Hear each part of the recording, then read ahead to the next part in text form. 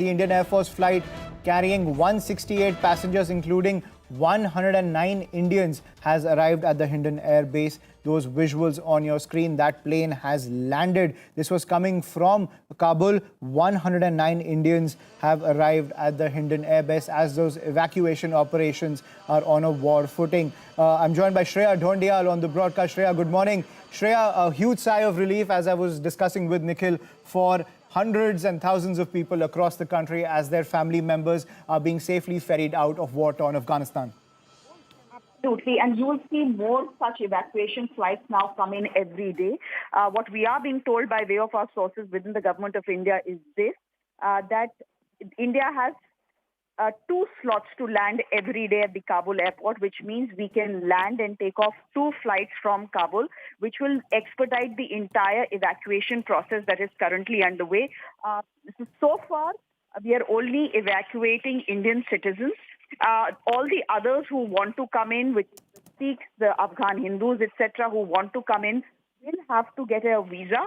That is the process. That is a process that cannot be skipped. Yes, there is an emergency visa which the government of India will issue. It will only be issued after a thorough verification, because these are very dangerous times that we live in, Ayushman, and you simply cannot take a risk. You cannot afford to take a risk. So right now, all the evacuations that we are seeing, so we now have three Air Force flights that have come back with Indian citizens from Afghanistan. We have one civilian flight, an Air India flight that has come back with citizens. And we'll see these flights coming in every day now, at least two of them, because we have landing permission for two aircraft every day from the US and NATO forces, which are currently controlling the Hamid Karzai airport in Kabul.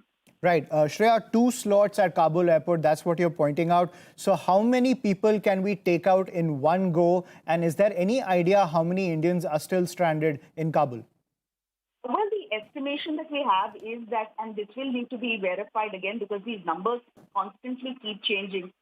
People are not just in Kabul. Remember, they are all across Afghanistan, Indians who were working in Afghanistan. But so far, the information we have is of 300 people and that they need to be evacuated. These are 300 citizens who have gotten in touch with the Indian embassy, with the India desk that is currently in place. Now, do remember that the embassy has evacuated. There is a skeletal staff of Indians who are currently doing the work of, doing this entire logistical work of trying to coordinate between the Indian citizens who need to come back and the Indian government that is supplying these flights, that is flying these flights. So we are being told 300 people, but the number will, of course, increase because eventually the promise is also to, and this is a promise that the Indian government has given, the Prime Minister of this country has given, that all the Sikhs and Hindus and all Afghans who want to come to India will get an opportunity to come to India. So that promise will have to be fulfilled, which means more flights will have to land at the Kabul airport. Right now, we are being told that every day 25 flights, evacuation flights are taking place, out of which India has a slot for two. And, two flights is flying in almost, I'm just doing the maths here. Two flights would mean at least 300 to 350 Indians being evacuated every day. But are those the numbers we are looking at? Right now, we are looking at just 300, which means another day of evacuation. But eventually, we will have to evacuate people, Afghans who have worked with, Indian firms, Indian agencies on Indian projects who feel threatened right now by the Taliban and want to come back. The big issue right now is not flying people out of the Kabul airport, but actually getting people to the Kabul airport because the Afghans, the Hindus and the Sikh Afghans, and we've seen this yesterday, they are being told by the Taliban they are not being allowed inside the Kabul airport.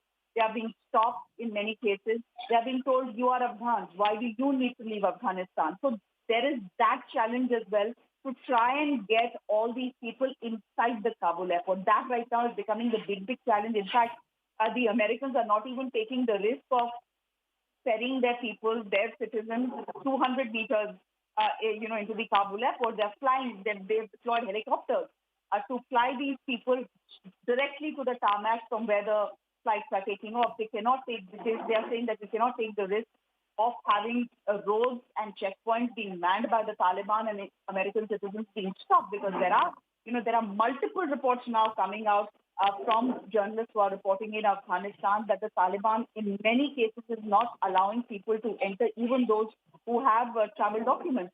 So that is the big challenge right now. Within the airport, outside the airport, we are seeing a lot of chaos. But even in the civilian area of the aircraft, we are seeing a lot of chaos and a lot of crowd.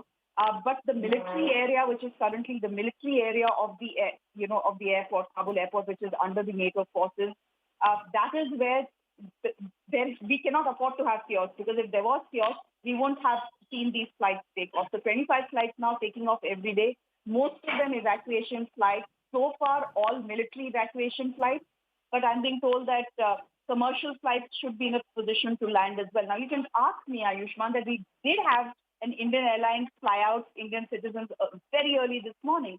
That flight was waiting in Tajikistan. An Indian Air Force flight took them to Tajikistan. They were transferred, and then this Indian Airlines flight got them to Delhi. That is the formula that has possibly now been worked out. Shreya, as you were pointing out, there is chaos at the Kabul airport. We were also getting those reports of Taliban fighters shooting at the eastern gate of the Hamid Karzai International Airport. So the situation is escalating over there. It's deteriorating. The security situation is deteriorating. On that note, do you think the Indian government is likely to approach the US forces who are controlling the airport to increase those number of slots so that we can get as many people out as soon as possible? Look, fact is that the people in charge of the Kabul airport right now are the NATO forces, are the Americans. They are the ones who are manning the perimeters. They are the ones who are controlling the ATC. So obviously for them, their priority, their citizens are priority. So the maximum number of flights, and these are military flights again, military evacuations that are taking place, the maximum number of flights that are taking off American aircraft and C-17s that are taking off. Will the Indian government ask for more slots? Possibly, yes.